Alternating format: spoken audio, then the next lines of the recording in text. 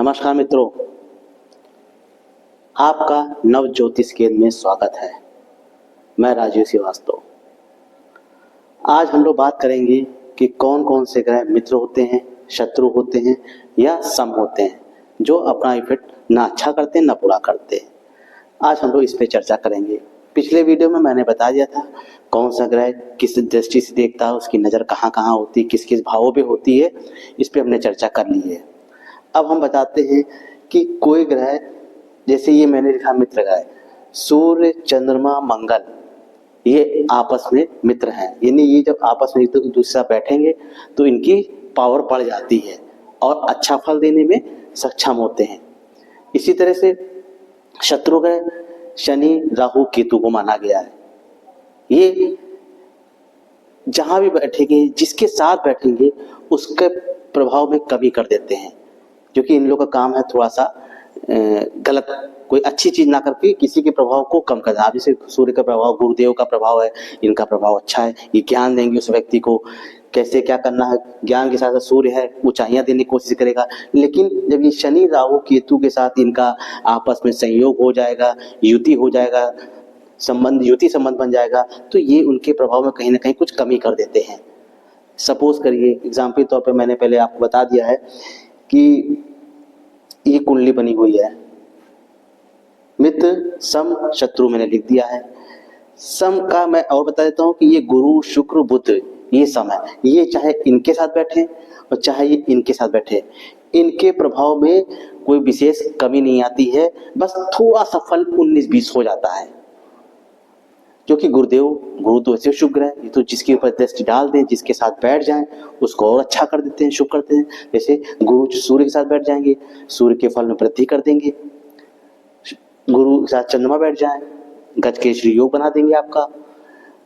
गुरु के साथ मंगल बैठ जाए तो मंगल के प्रभाव को बढ़ा देंगे और गुरु का अपना भी प्रभाव बढ़ जाएगा।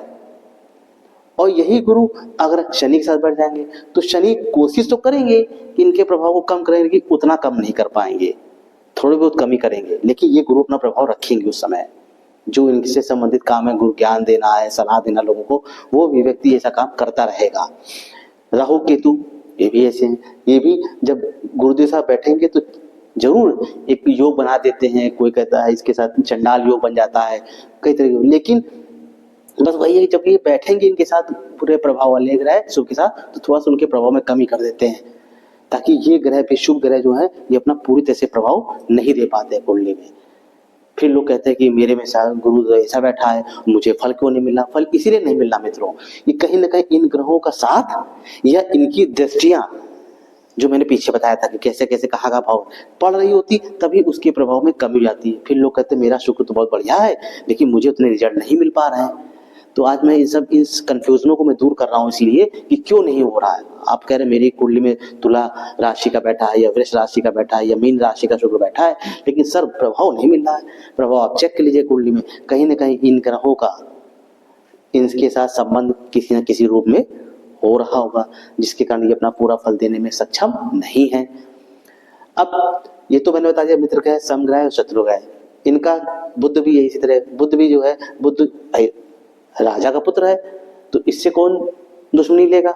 तो ये क्या है, ये जब इनके साथ बैठेगा तो भी अच्छा फल देगा, और इनके साथ रहेगा तो कुछ परिस्थितियों में थोड़ा बहुत हमने कहा कम प्रभाव, क्योंकि शत्रु ग्रह हैं, पापी ग्रह हैं, तो थोड़ा प्रभाव इसका डाउन करेंगे, लेकिन बहुत नहीं करेंगे।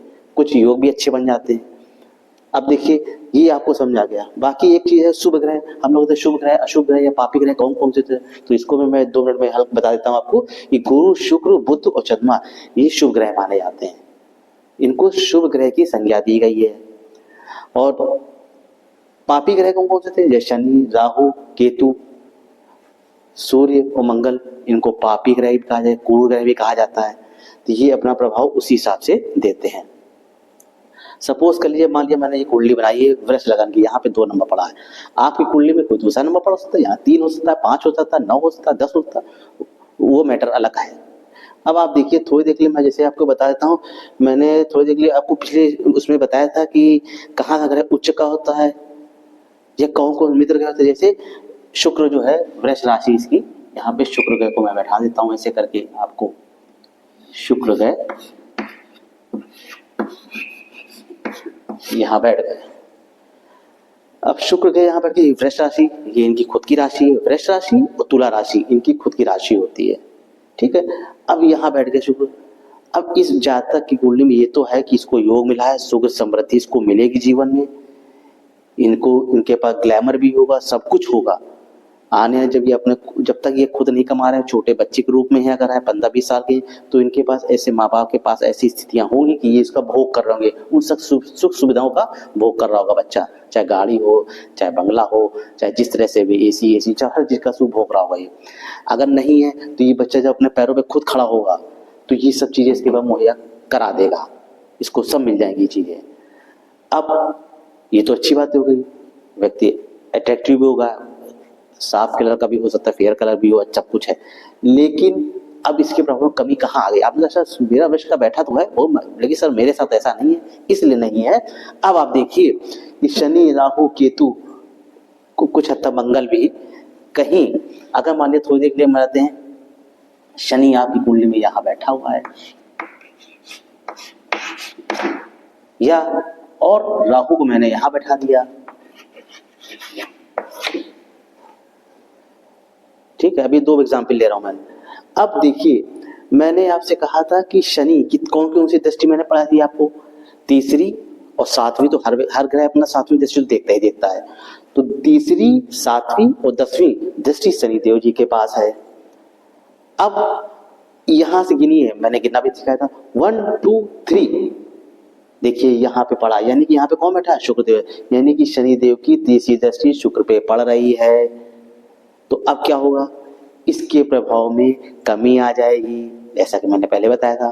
तो अब क्या हो जाएगा, जो मैं आपसे कहता हूं इनको भोग मिल रहे थे जो चीज, हो सकता अब उसके प्रभाव में थोड़ी कमी आ जाए, उसको सुख सुविधाएं मिली हो, एक कम मिली हो, उसके बाद एक नॉर्मल घर हो, जैसे एक था एक अच्छे घर में पैदा होता या अच्छा सुख सुविधा होता, तो थोड़ा सा उसका नॉर्मल घर होगा, 2 कमरे का घर होगा,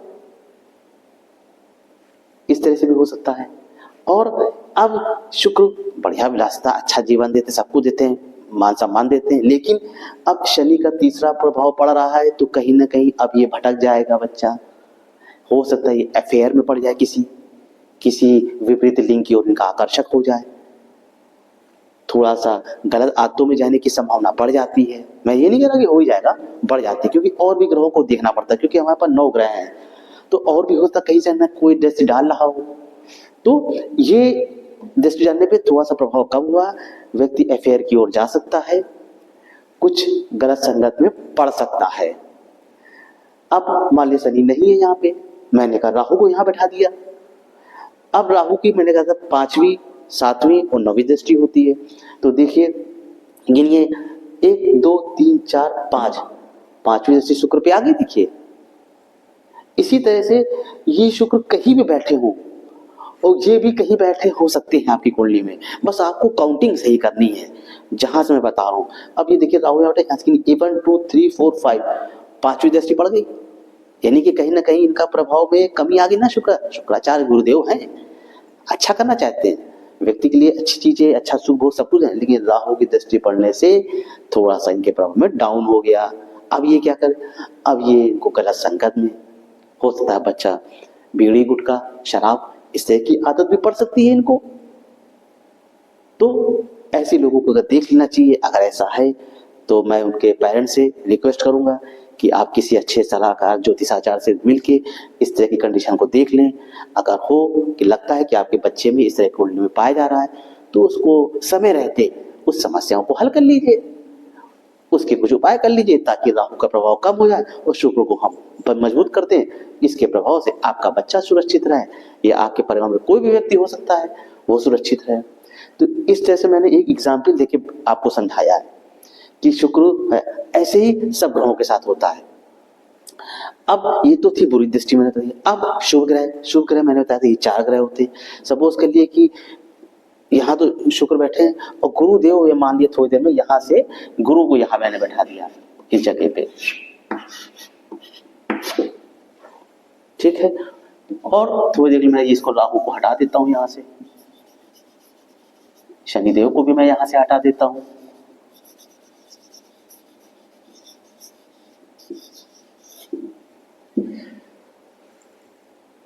यानी अब ये मान के चलिए कि ना तो यहाँ पे राहु देव है, ना यहाँ पे शनिदेव बैठे हैं, गुरुदेव यहाँ बैठे हैं, ठीक है। और गुरु यहाँ भी बैठ, हम एक थोड़ी देर के लिए आपको दिखा देते हैं, गुरु यहाँ मान लिया बैठे हैं, ऐसे बैठे हुए।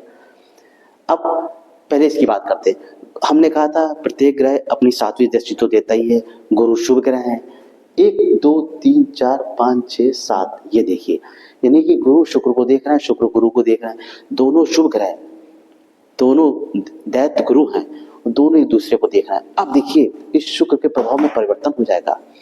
अब ये शुक्र बहुत बढ़िया व्यवस्था आपकी बनेगी, मतलब लग्जरी आपके आसपास होगी, सोना चांदी आपके पास खूब जमा हो जाएगा, कुछ अच्छे योग बन जाएंगे इससे।